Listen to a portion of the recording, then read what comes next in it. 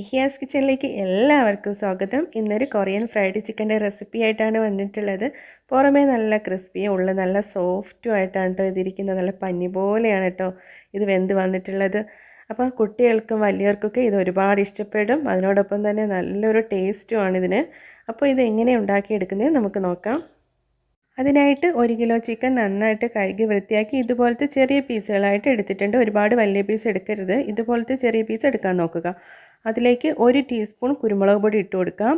അതിലേക്ക് ഒരു 1/2 ടീസ്പൂൺ ഗരം മസാല ചേർത്ത് കൊടുക്കാം. 1/2 ടീസ്പൂൺ മുളക് പൊടി ചേർത്ത് കൊടുക്കുന്നുണ്ട്. 2 ടീസ്പൂൺ ഇഞ്ചി വെളുത്തുള്ളി പേസ്റ്റ് ചേർത്ത് കൊടുക്കാം. ഇനി നമുക്ക് ഇതിലേക്ക് 1 ടേബിൾ സ്പൂൺ വിനീഗർ ചേർത്ത് കൊടുക്കാം. ഇനി നമുക്കിതിലേക്ക് ആവശ്യത്തിനുള്ള ഉപ്പും കൂടി ഒന്ന് ചേർത്ത് കൊടുക്കണം. ഇനി ഒരു നുള്ളു സോഡാപ്പൊടി ചേർത്ത് കൊടുക്കുകയാണ്, ചിക്കൻ ഒന്ന് സോഫ്റ്റായിട്ട് കിട്ടാൻ വേണ്ടിയിട്ടാണ്. എന്നിട്ട് ഇതെല്ലാം കൂടിയിട്ട് നന്നായിട്ട് അങ്ങ് മിക്സ് ചെയ്ത് കൊടുക്കാം. അരപ്പ് നല്ലതുപോലെ ചിക്കനിലൊന്ന് പിടിച്ച് കിട്ടണം. നമ്മൾ സാധാ ഫ്രൈഡ് ചിക്കനേക്കാളും കുറച്ചുകൂടി എളുപ്പം തോന്നിയിട്ടുള്ള ഒരു റെസിപ്പിയാണ് കേട്ടോ ഇത്. അതാകുമ്പോൾ കുറച്ച് നമ്മളൊന്ന് മെനക്കെട്ടിട്ടാണ് അത് ചെയ്തെടുക്കുന്നത്. ഇത് അത്രയ്ക്ക് മെനക്കേടുള്ള പണിയൊന്നുമല്ല. ഇനി ഇതിലേക്ക് ഒരു മുട്ടയും കൂടെ പൊട്ടിച്ചൊഴിച്ച് കൊടുക്കുകയാണ്. ഒരെണ്ണം മതി കേട്ടോ. എന്നിട്ട് ഇതെല്ലാം കൂടിയിട്ട് ഒന്നും കൂടി അങ്ങ് മിക്സ് ചെയ്ത് കൊടുക്കാം. അപ്പോൾ നിങ്ങൾ ഫസ്റ്റ് പൊടിയുടെ കൂടെ തന്നെ മുട്ടയിട്ട് ഇതുപോലെ ചെയ്തെടുക്കരുത്, എന്നാൽ ആ ചിക്കനിൽ ആ മസാലയൊന്നും പിടിച്ച് കിട്ടത്തില്ല. ഇനി നമുക്കിതിലേക്ക് വേണ്ടത് ഒരു 1/2 കപ്പ് മൈദാമാവാണ്. മൊത്തത്തിൽ ഞാനിവിടെ 1 കപ്പ് മൈദാമാവ് എടുക്കുന്നുണ്ട്. ഫസ്റ്റ് ഒരു 1/2 കപ്പാണ് ചേർത്ത് കൊടുക്കുന്നത്. ഇനി ഇതിലേക്ക് ഒരു 2 ടേബിൾ സ്പൂൺ കോൺഫ്ലവറിൻ്റെ പൊടി ചേർത്ത് കൊടുക്കാം. എന്നിട്ട് ഇതെല്ലാം കൂടിയിട്ട് നന്നായിട്ടങ്ങ് മിക്സ് ചെയ്തെടുക്കണം. ഒരു 2-3 മിനിറ്റ് ഈ ഒരു സ്പൂൺ വെച്ചിട്ട് നല്ലതുപോലെ അങ്ങ് മിക്സ് ചെയ്ത് കൊടുക്കാം. നമ്മൾ ചിക്കൻ നന്നായിട്ടങ്ങ് കോട്ട് ചെയ്ത് കിട്ടണം, അതുവരെ ഇതുപോലെ അങ്ങ് ചെയ്തെടുക്കണം.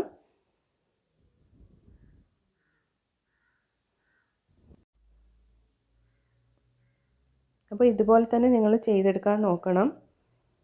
സ്പൂൺ വെച്ചിട്ട് ഇതുപോലെ നന്നായിട്ടങ്ങ് മിക്സ് ചെയ്ത് കൊടുക്കാൻ നോക്കണം.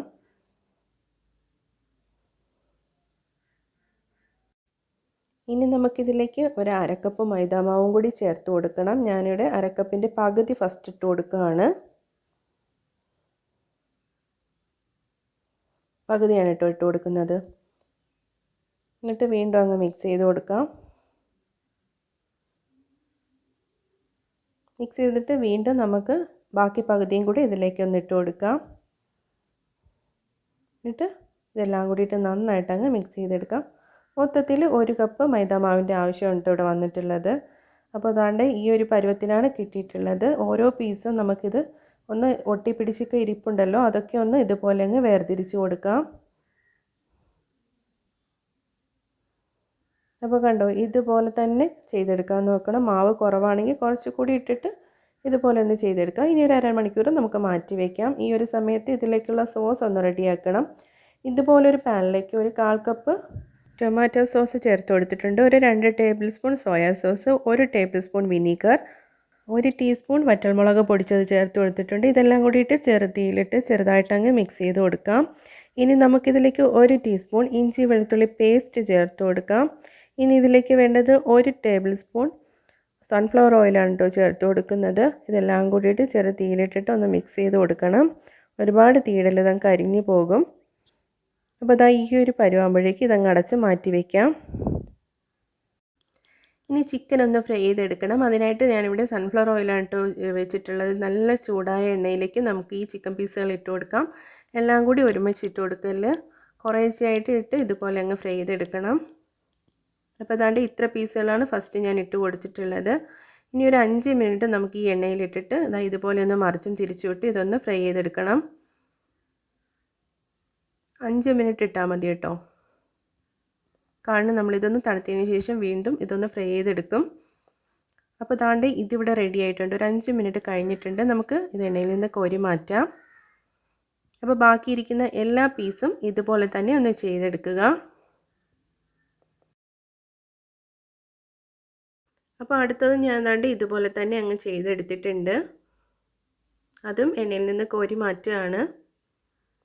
അപ്പോൾ നമ്മൾ പൊരിച്ചെടുത്ത ചിക്കൻ പീസുകളൊക്കെ ഒരു 10 മിനിറ്റ് തണുക്കാനായിട്ട് മാറ്റി വെക്കണം. അതിനുശേഷം നമ്മൾ ആ പൊരിച്ച അതേ ഓയിലിലേക്ക് ഇട്ടിട്ട് വീണ്ടും ഒന്നും കൂടി ഒന്ന് ഫ്രൈ ചെയ്തെടുക്കണം. ഇതും ഇട്ട് കൊടുത്തതിന് ശേഷം ഒരു 5 മിനിറ്റ് എണ്ണയിലിട്ട് ഫ്രൈ ചെയ്തെടുത്താൽ മതി. കൂടുതൽ നേരമൊന്നും ഇട്ട് കൊടുക്കേണ്ട ആവശ്യമില്ല. ഇപ്പോൾ തന്നെ ചിക്കൻ ഉള്ളൊക്കെ ഒന്ന് വെന്ത് വന്നിട്ടുണ്ട്. ഇനി ഈ ഒരു 5 മിനിറ്റും കൂടെ കിടക്കുമ്പോൾ നല്ല സോഫ്റ്റായിട്ട് വരും ഇതിൻ്റെ ഉൾഭാഗമൊക്കെ. പുറമേ നല്ല ക്രിസ്പി ആയിട്ടിരിക്കും, ഉള്ളിൽ നല്ല സോഫ്റ്റും ആയിരിക്കും. ഇപ്പോൾ ഇവിടെ ഒരു 5 മിനിറ്റ് ആയിട്ടുണ്ട്. നമുക്കിതും എണ്ണയിൽ നിന്ന് കോരി മാറ്റാം. ബാക്കിയിരിക്കുന്ന പീസുകളും ഇതുപോലെ തന്നെ ഒന്ന് ചെയ്തെടുക്കുക. മൊത്തത്തിലൊരു 10 മിനിറ്റ് മാത്രം മതിയാകും ഇതൊന്ന് ഫ്രൈ ചെയ്തെടുക്കാനായിട്ട്.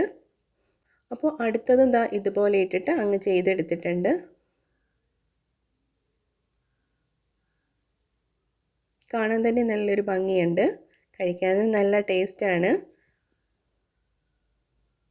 ഇനി നമുക്ക് മൊത്തത്തിൽ ഫ്രൈ ചെയ്ത് വെച്ചിട്ടുള്ള പീസുകളെല്ലാം കൂടിയിട്ട് നമ്മൾ ഈ ഒരു സോസിലേക്ക് ഇട്ട് കൊടുക്കണം.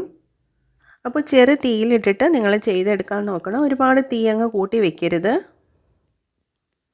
കാരണം അതിൻ്റെ സോസൊക്കെ അങ്ങ് കരിഞ്ഞു പോയാലും ഒരു ടേസ്റ്റ് കിട്ടത്തില്ല. എന്നിട്ട് ഈ സ്പൂൺ വെച്ചിട്ട് നമുക്ക് ഇതുപോലെ അങ്ങ് മിക്സ് ചെയ്ത് കൊടുക്കാം. ഓരോ ചിക്കൻ പീസിലും നന്നായിട്ട് ഇതങ്ങ് മിക്സായിട്ട് കിട്ടണം. അതുവരെ നമുക്ക് ഇതുപോലെ അങ്ങ് ചെയ്തെടുക്കണം. ഒരു 2-3 മിനിറ്റ് ഇങ്ങനെ അങ്ങ് ചെയ്തെടുക്കാം.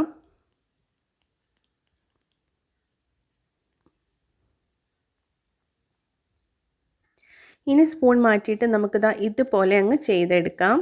ഇപ്പോൾ മൊത്തത്തിൽ നമ്മൾ ചിക്കനിൽ ആ ഒരു സോസിൻ്റെ കളറൊക്കെ പിടിച്ച് വന്നിട്ടുണ്ട്. ഇപ്പോൾ നല്ല മൊരിഞ്ഞിട്ട് വന്നിട്ടും കൂടിയുണ്ട് കേട്ടോ ചിക്കനൊക്കെ. ഇനി ഇതിലേക്ക് 1 ടേബിൾ സ്പൂൺ വൈറ്റ് എള്ളും കൂടി ചേർത്ത് കൊടുക്കുകയാണ്. അതിനുശേഷം വീണ്ടും നമുക്ക് ഇതുപോലെ അങ്ങ് മിക്സ് ചെയ്ത് കൊടുക്കാം. ഇതുപോലെ ഒരു 2 മിനിറ്റ് ചെയ്തതിന് ശേഷം നമുക്ക് തീ ഓഫ് ചെയ്ത് കൊടുക്കാം. അപ്പോഴേക്കും നമ്മളെ ചിക്കൻ അങ്ങ് റെഡിയായി കിട്ടും. അപ്പോൾ ഇവിടെ റെഡി ആയിട്ടുണ്ട്. തീ ഓഫ് ചെയ്ത് കൊടുക്കുകയാണ്. അതിനുശേഷം ദാ ഇതുപോലെ ഒരു പ്ലേറ്റിലേക്ക് മാറ്റിയിട്ടുണ്ട്. ഈ ഒരു ചിക്കൻ്റെ പ്രത്യേകത എന്ന് പറയുന്നത് പുറമേ നല്ല ക്രിസ്പി ആയിരിക്കും, ഉള്ളിൽ നല്ല സോഫ്റ്റും ആയിരിക്കും. കണ്ടോ, നല്ല പഞ്ഞി പോലെയാണ് ഉള്ളൊക്കെ ഇരിക്കുന്നത്. കുട്ടികൾക്കാണെങ്കിൽ ഒരുപാട് ഇഷ്ടപ്പെടും. നിങ്ങളെല്ലാവരും ഇതൊന്ന് ട്രൈ ചെയ്ത് നോക്കണം. ട്രൈ ചെയ്യുന്നതിനോടൊപ്പം തന്നെ ലൈക്ക് ചെയ്യാനും ഷെയർ ചെയ്യാനും സബ്സ്ക്രൈബ് ചെയ്യാനും കൂടി മറന്നു പോകരുത്.